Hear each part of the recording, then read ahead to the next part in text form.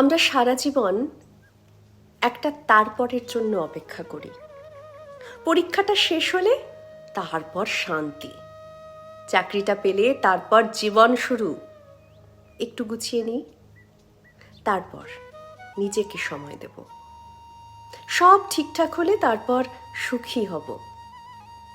এই তারপর একটা দিগন্ত রেখার মতো, যত এগোই তত পিছিয়ে যায়।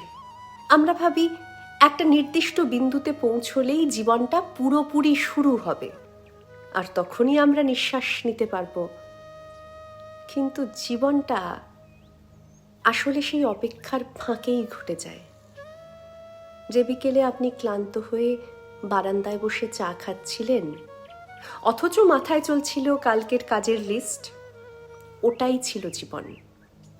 যে রাতে বন্ধুর মেসেজে হুট করে হেসে ফেলেছিলেন, যদিও মনটা ভারী ছিল, ওটাই ছিল জীবন।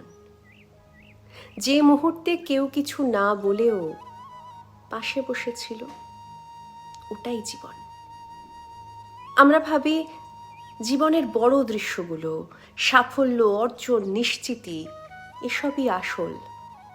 অথচ আমাদের অস্তিত্বের সবচেয়ে সত্য অংশটা লুকিয়ে থাকে ছোট ছোট অসম্পূর্ণ মুহূর্তে, যেগুলোকে আমরা তারপরের জন্য সরিয়ে রাখি। একদিন টের পাই যে তারপরের জন্য আমরা দৌড়াচ্ছিলাম সেটা কখনো আসেনি।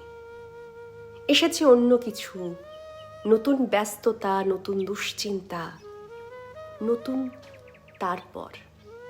আর ততদিনে সেই ছোট ছোট মুহূর্তগুলো, যেগুলো আসলেই আমাদের ছিল,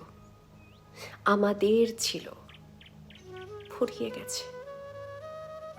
জীবনটা কোনো গন্তব্য নয় যেখানে পৌঁছলে শুরু হবে। এটা সেই পথ, যে পথের উপর দিয়েই হাঁটতে হাঁটতে আমরা ভাবি আরেকটু পরে শুরু হবে। ওটাই জীবন।